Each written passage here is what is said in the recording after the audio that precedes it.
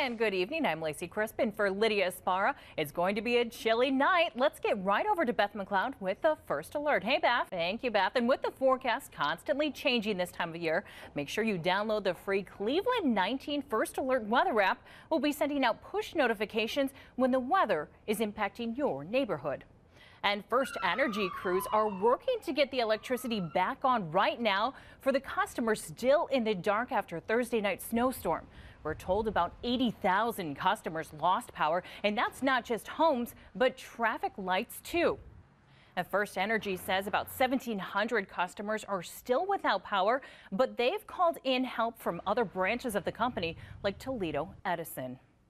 And a heartbreaking story tonight. A 4-year-old Ashland County girl was shot several times by her 8-year-old brother in the town of Hayesville. The Times-Gazette newspaper reports rescuers airlifted the little girl to a Cleveland hospital for treatment, and the children are now in protective custody. As soon as we know more, we'll report on air and online. Well, it's an emotional weekend for family and friends of a fallen Cleveland police officer. Patrolman Derek Owens was shot and killed in the line of duty 10 years ago, leaving behind a wife and children. Sia New Yorker reports on today's memorial service.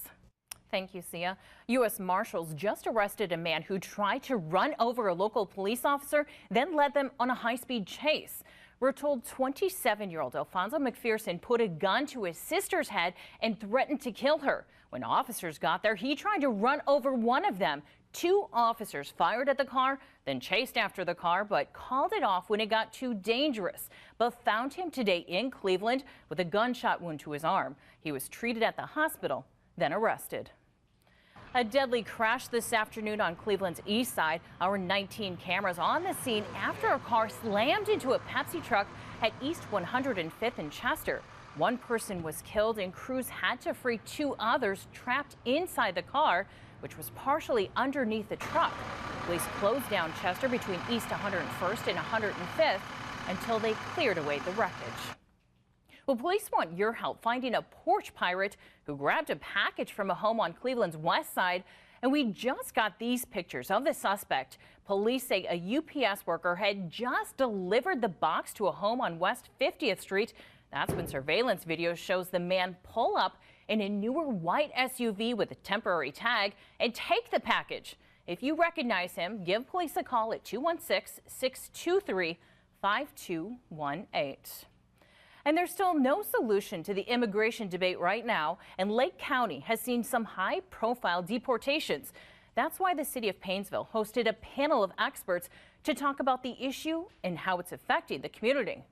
And take a look at this picture of the little girl. Cleveland police need your help finding 12-year-old Sarai Gates. She disappeared Friday afternoon from her foster home on Nathaniel Road near Collinwood High School. She's 5'5" tall, around 125 pounds. Call Cleveland police if you know where she is. An alert right now from the Euclid Fire Department for anyone who lives in the Highland Road area. Bridges that are being repaired between Euclid Avenue and the entrance to Euclid Creek Park are in worse condition than first thought. So ambulances and fire trucks could cause a collapse. Yeah, that's right. That means they will need to take a detour, and that will add at least 10 minutes to response times to streets at the top of the hill, including streets off Georgetown Roads and Harms Road. The complete list is on Euclid Fire Facebook page. And President Trump takes to Twitter again about a trade war. We're getting answers for his plans on tariffs coming up. Tense moments outside the White House today after a man apparently shot and killed himself just outside the fence near the North Lawn along Pennsylvania Avenue. The Secret Service is investigating. President Trump and his family were in Florida at the time, but they're back in Washington tonight. And the president was tweeting again today about his willingness to wage a trade war. He called U.S. trade deals and policies very stupid and said no more. On Thursday, Mr. Trump said he plans to protect American workers by making it more expensive for other countries to ship steel and aluminum to the U.S. Weijia Zhang reports from the White House. Well, Beth, we had a sunny day today, but it was a little deceiving. You went outside. It's a lot colder than I anticipated. Are we going to see any warmer days ahead? They're coming, but it comes with rain. And that's typical. That's not what I wanted to hear. That's not what you wanted to hear. So in the meantime, are your flowers blooming? Because this came from Rob. I have snow. Yeah, well, you know what? People are sending me pictures of daffodils. You have snow piled up? Yeah, I don't have any snow out. And coming up next in sports, now that the Cavs soup saga is over, the Wine and Gold were hoping to get back on track against the Nuggets, but the defense, not exactly super. Anthony Lima has the details straight ahead. That is quite a story. That is amazing. Yeah. And has there ever been an amputee? Not that I know of like that. No, that's a pretty great story. What an amazing story. Yeah. Thank you so much. We'll be right back. Thank you, Beth. Well, the warmer weather we had earlier this week was nice for us, but it hurt the local maple syrup harvest. Right now, production is about half of what it should be, and farmers are now hoping for a miracle from Mother Nature.